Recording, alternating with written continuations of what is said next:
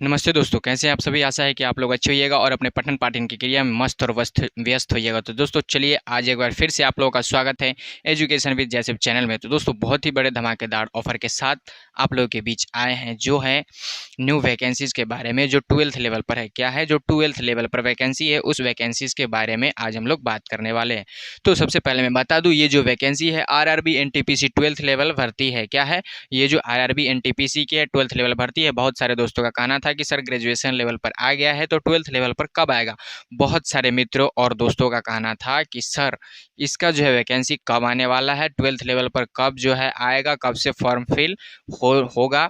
तो दोस्तों बहुत सारा डाउट था। तो दोस्तों इस डाउट को क्लियर करते हुए हमारे आरआरबी की तरफ से नोटिफिकेशन आ गई है। तो चलिए हम सीधा बात करते हैं, ये जो नोटिफिकेशन है इसका क्या क्या योगदान है इस भर्ती में, इसमें जो है क्या क्वालिफिकेशन लगते हैं वो मैं बता दिया। 12th लेवल लगता है, एज लिमिट क्या है और डेट ऑफ बर्थ कब से कब तक होना चाहिए, सारी जानकारी आप लोगों को इस वीडियो में जानेंगे। और डॉक्यूमेंट क्या सब लगेंगे। बहुत सारे दोस्तों का कहना रहता है कि सर सारा कुछ बता देते लेकिन डॉक्यूमेंट के बारे में नहीं बताते। तो दोस्तों आज की इस वीडियो में हम आपको डॉक्यूमेंट के बारे में भी बताएंगे। तो चलिए दोस्तों वीडियो को लास्ट तक जरूर देखिएगा और वैसे वीडियो को जरूर शेयर कीजिएगा जो विद्यार्थी सरकारी जॉब की तैयारी करते हैं। तो दोस्तों चलिए हम वीडियो को करते हैं स्टार्ट। तो सबसे पहले मैं बता दूं, टोटल पोस्ट जो है, ये जो टोटल पोस्ट है कुल 3445 पोस्ट निकाले गए हैं। कितना निकाले गए हैं?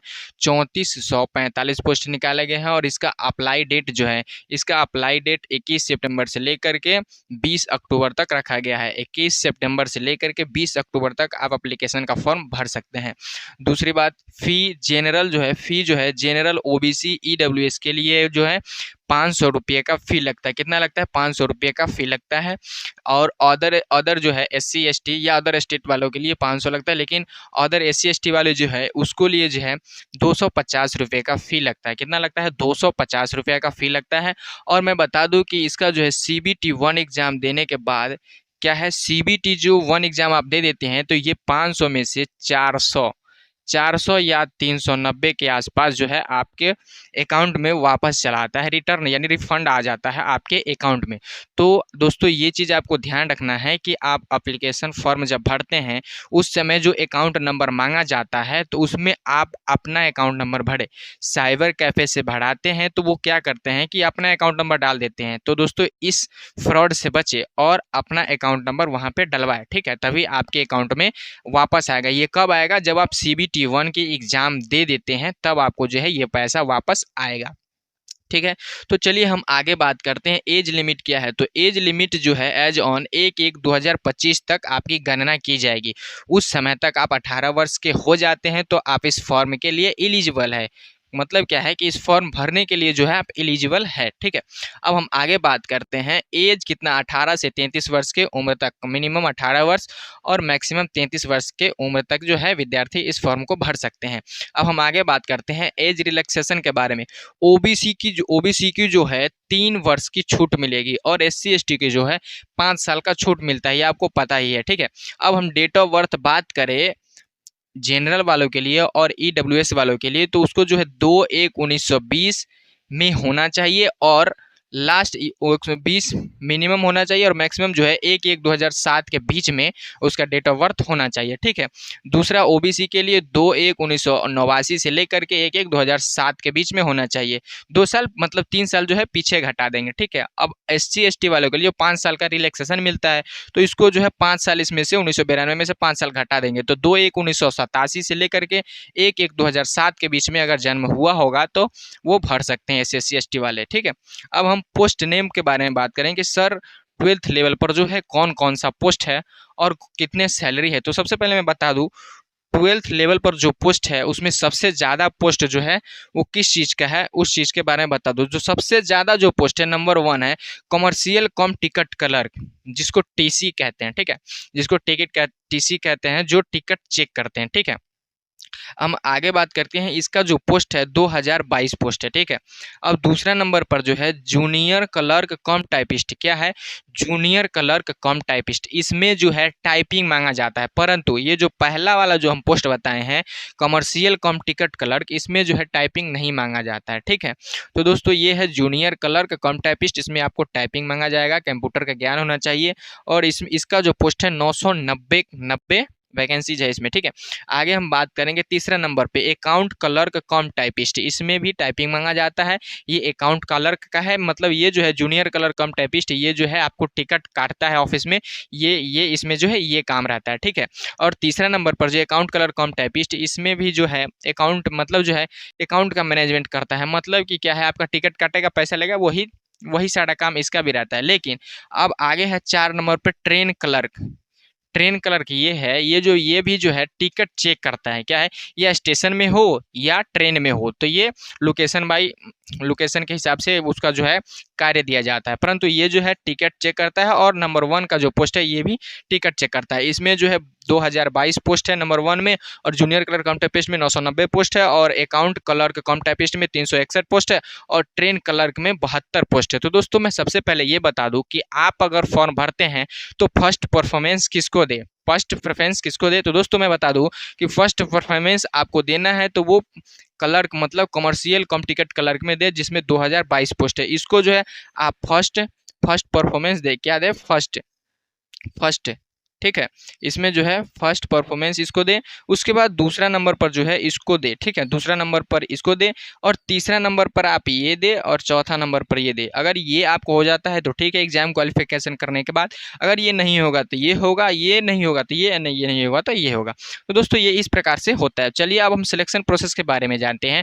तो दोस्तों सिलेक्शन प्रोसेस के बारे में अगर हम आपको बता देते, इसमें 3 मतलब जो है 4 प्रकार के टेस्ट होते हैं। पहला जो होता है CBT 1 होता है, दूसरा नंबर पर जो होता है CBT 2 होता है। CBT कहने का मतलब हुआ कि कंप्यूटर बेस्ड टेस्ट होता है, CBT का फुल फॉर्म होता है कंप्यूटर बेस्ड टेस्ट, ठीक है। ये जो है कंप्यूटर पर आपका एग्जाम लिया जाएगा, इसीलिए इसको CBT 1 CBT 2 बोला जाता है। यानी CBT 1 में आपका ये क्वालिफाइंग है, और CBT 2 यहाँ से जो है आपका मेरिट लिस्ट बनता है, ठीक है। CBT 2 उसके बाद हो जाएगा टाइपिंग, उसके बाद डॉक्यूमेंट वेरिफिकेशन, उसके बाद मेडिकल होगा, ठीक है। तो ये रहा हमारा सिलेक्शन प्रोसेस एग्जाम के बारे में। अब हम इसका बात करेंगे सिलेबस के बारे में, ठीक है दोस्तों।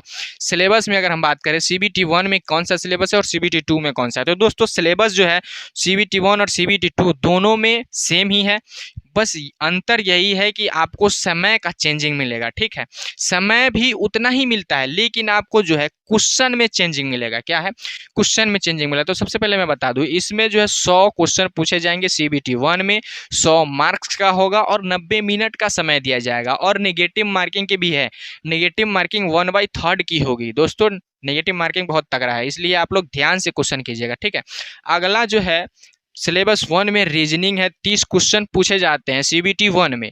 दूसरा नंबर मैथ है जो 30 क्वेश्चन पूछे जाते हैं, और तीसरा नंबर पर है GK जो 40 क्वेश्चन पूछे जाते हैं।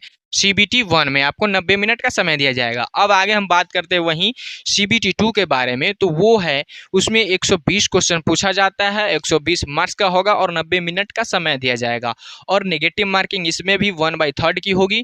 अब हम आगे बात करते हैं इसमें जो है रीजनिंग होगा 35 क्वेश्चन का, और दूसरा मैथ होगा 35 क्वेश्चन, और GK होगा 50 क्वेश्चन का, ठीक है। इसमें बस यही जो है क्वेश्चनों की संख्या में बढ़ जाती है, परंतु समय उतना ही मिलता है, 90 मिनट का समय मिलेगा।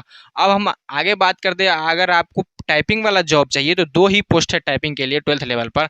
तो अगर आपको टाइपिंग वाला पोस्ट चाहिए तो टाइपिंग स्पीड आपको कितना मांगेगा, तो वो जो दोस्तों जो है इंग्लिश में अगर आप टाइपिंग करते हैं तो 30 वर्ड पर मिनट, WPM का मतलब है वर्ड पर मिनट, यानी 30 वर्ड पर मिनट आपको इंग्लिश में मांगा जाएगा।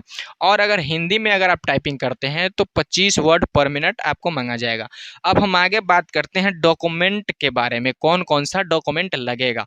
तो दोस्तों वो मैं बता दूं, पहला जो डॉक्यूमेंट है वो 10th का मार्कशीट है, और दूसरा नंबर 10th का सर्टिफिकेट है, जो आप जिस भी बोर्ड से 10th किए होंगे उसी बोर्ड का सर्टिफिकेट आपको चाहिए, ठीक है। दूसरा नंबर है 12th का मार्कशीट चाहिए, और 12th का सर्टिफिकेट चाहिए।